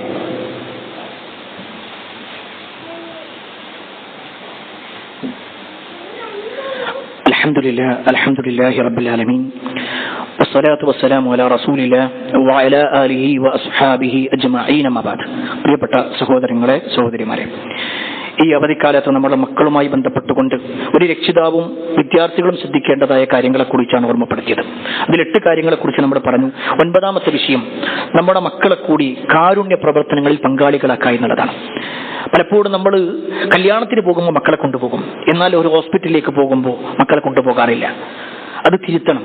കാരണം അവിടെ പോയി ആ മക്കൾ കാണണം, അവിടുത്തെ അവസ്ഥകൾ കാണണം. കഴിയുമെങ്കിൽ ഏതെങ്കിലും വൃദ്ധസദനങ്ങൾ ഉണ്ടെങ്കിൽ, അവിടെ പ്രയാസം അനുഭവിക്കുന്നവരുണ്ടെങ്കിൽ അവരെ പോയി കാണണം. രോഗികളുടെ അടുത്തേക്ക് ചെല്ലുന്ന സമയത്ത് രോഗപകർച്ചയില്ലാത്ത രോഗങ്ങളാണെങ്കിൽ അവിടെ കൂടി നമ്മുടെ മക്കളെ കൊണ്ടുപോകുക. ഓരോരുത്തരും അനുഭവിക്കുന്ന പ്രശ്നങ്ങൾ കാണുമ്പോഴാണ് കുട്ടിയുടെ മനസ്സ് നൈർമല്യത്തിലേക്ക് വരിക. ആ രൂപത്തിൽ പ്രവർത്തിക്കാൻ കൂടി നമ്മൾ സന്നദ്ധമാക്കുക. 10ാമത്തെ വിഷയം, മികച്ച മാതൃകയുള്ള രക്ഷിതാവായി നമ്മൾ മാറണം. ഏറ്റവും പ്രധാനം പ്രിയപ്പെട്ടവരെ, നമ്മൾ 1000 പ്രസംഗം നടത്തുന്നതിനേക്കാൾ 1000 ക്ലാസ്സുകളിലേക്ക് അവരെ പങ്കെടുപ്പിക്കുന്നതിനേക്കാൾ നല്ലത് ഒരൊറ്റ തവണ നമ്മുടെ ജീവിതത്തിൽ കാണിച്ചു കൊടുത്താൽ മതി. ശക്തമായ മഴയുള്ള സമയത്ത്, ശക്തമായ ചൂടുള്ള സമയത്തൊക്കെ എന്റെ വാപ്പുണ്ടല്ലോ ഒരു വക്ത് പോലും മുടക്കാതെ പള്ളി പോകുന്നുണ്ടെന്ന് നമ്മുടെ കുട്ടിക്ക് മനസ്സിലാവണമെങ്കിൽ അതിനോളം വലിയ ഒരു ദീന് കിട്ടാനില്ല. കുറെ ആയത്തുകൾ പഠിപ്പിച്ചു കൊടുക്കലല്ല, നമ്മുടെ ജീവിതമാണ് കാണിച്ചു കൊടുക്കണ്ടേ. ഉമ്മമാരെ ശ്രദ്ധിച്ചോളൂ, നമ്മുടെ ജീവിതം. നമ്മൾ ഫുൾ ടൈം ഫോണിൽ, എന്നിട്ട് മക്കളോട് പറയാം ഫോൺ ഉപയോഗിക്കാൻ പാടില്ല കേട്ടോ. ആദ്യം നമ്മൾ ഫോൺ വെക്കണം. ടിവിയുടെ റിമോട്ട് നമ്മൾ ഓഫ് ചെയ്യണം, നമ്മൾ മാറ്റിവെക്കണം, എന്നിട്ട് നമ്മൾ റോൾ മോഡലുകളായിട്ട് മാറണം. അപ്പോഴാണ് പ്രിയപ്പെട്ടവരെ അതുകൊണ്ട് കാര്യമുള്ളൂ. അതല്ല എങ്കിൽ കേവലം ഒരു പ്രഹസനം മാത്രമാകും. ഒരു പക്ഷേ നമ്മളെ പേടിച്ചുകൊണ്ടോ, നമ്മുടെ അടി പേടിച്ചുകൊണ്ടോ, നമ്മുടെ ചീത്ത പേടിച്ചുകൊണ്ടോ ഒരു പക്ഷേ കുട്ടികൾ അപ്പോൾ അനുസരിച്ചു എന്ന് വരാം. എന്നാൽ അവർ നമ്മളോടൊപ്പം ആകുന്ന ഒരു സമയമുണ്ട്. ഒരു പക്ഷേ നമ്മളെക്കാൾ അവർ ശാരീരികമായി കൊണ്ടും മാനസികമായും വളരുന്നൊരു സമയമുണ്ട്. അപ്പൊ അവരിതിനൊക്കെ പ്രതികാരം പറയും. അതുകൊണ്ട് പ്രിയപ്പെട്ടവരെ നമ്മൾ റോൾ മോഡലാവണം. ഈ ഇരിക്കുന്ന രക്ഷിതാവിനോടാണ് ഈ പറഞ്ഞ 9 കാര്യങ്ങളും നമ്മുടെ ജീവിതത്തിലുണ്ടോ എന്ന് നമ്മൾ പരിശോധിക്കണം. നമ്മൾ എത്രത്തോളം ദീന് പഠിക്കാൻ വേണ്ടി ഇറങ്ങുന്നുണ്ട്.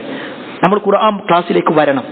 നമ്മുടെ ചുറ്റുഭാഗത്തുണ്ട്. നിങ്ങൾ ഇതിന്റെ ഭാരവാഹികളോട് ചോദിക്കണം, എന്റെ കുട്ടി ഇത്ര വയസ്സുണ്ട്, ഞാൻ എവിടെയാണ് ചേർക്കണ്ടേ? ഈ വെക്കേഷൻ ക്ലാസ് വല്ലതും നിങ്ങൾ നടത്തുന്നുണ്ടോ ഇല്ലേ?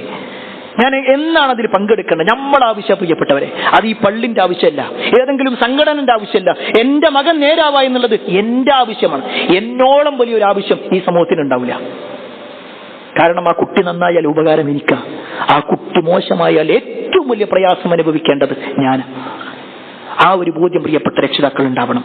നമ്മുടെ മക്കൾക്ക് ദീന് പഠിക്കാനുള്ള ഒരുപാട് സൗകര്യങ്ങളുണ്ട്. ആ സൗകര്യങ്ങൾ നമ്മൾ ഉപയോഗപ്പെടുത്താം. പ്രത്യേകിച്ച് നമ്മുടെ കുടുംബത്തിൽ ഒരു കുട്ടിയെങ്കിലും ധാരാളമായിട്ട് നല്ല അറിവുള്ള ഒരു മകനായണം. ആ നിലക്ക് ഖുർആൻ പഠിപ്പിക്കുന്ന സ്ഥാപനങ്ങൾ, ഹിഫ്ള് സംരംഭങ്ങൾ നമ്മുടെ മുണ്ടൂര് ഭാഗത്തുണ്ട്, നമ്മുടെ ജില്ലയിലുണ്ട്. അതുപോലെ തന്നെ നമ്മുടെ ജാമിയത്തുൽ ഹിന്ദ് നമുക്കറിയാം. 10ാം ക്ലാസ് കഴിഞ്ഞാൽ മക്കൾക്ക് ധാരാളമായിട്ട് പഠിക്കാൻ, ആഴത്തിൽ പഠിക്കാനുള്ള അവസരങ്ങളാണ്. ആ അവസരങ്ങളൊക്കെ എന്റെ കുട്ടി അതിൽ ഉണ്ടാവണം, എന്റെ കുട്ടി ഇത് പഠിക്കണം എന്ന ചിന്തയോടുകൂടി നമ്മുടെ മക്കളുടെ വിഷയത്തിൽ ഒരു കുറച്ച് ഗൗരവത്തോടു കൂടിയുള്ള ഇടപെടൽ നമ്മളിൽ ഉണ്ടാവണമെന്ന് ഓർമ്മപ്പെടുത്തുകയാണ്. അല്ലാഹു സുബ്ഹാനഹു വ തആല നമ്മളെയും നമ്മുടെ മക്കളെയും നാളെ പരലോകത്ത് സ്വർഗം നൽകി അനുഗ്രഹിക്കുമാറാവട്ടെ. ഒരുപാട് ആളുകൾ പ്രാർത്ഥന കൊണ്ട് വസിയത്ത് നൽകിയിട്ടുണ്ട്. എല്ലാവരുടെയും പ്രാർത്ഥനകൾ അല്ലാഹു സ്വീകരിക്കുമാറാവട്ടെ. اللهم اغفر للمؤمنين والمؤمنات والمسلمين والمسلمات الأحياء منهم والأموات إنك مجيب الدعوات يا قاضي الحاجات. اللهم اجرنا من النار، اللهم اجرنا من النار، اللهم اجرنا من النار. ربنا آتنا في الدنيا حسنة وفي الآخرة حسنة وقنا عذاب النار. آمين آمين برحمتك يا أرحم الراحمين والحمد لله رب العالمين.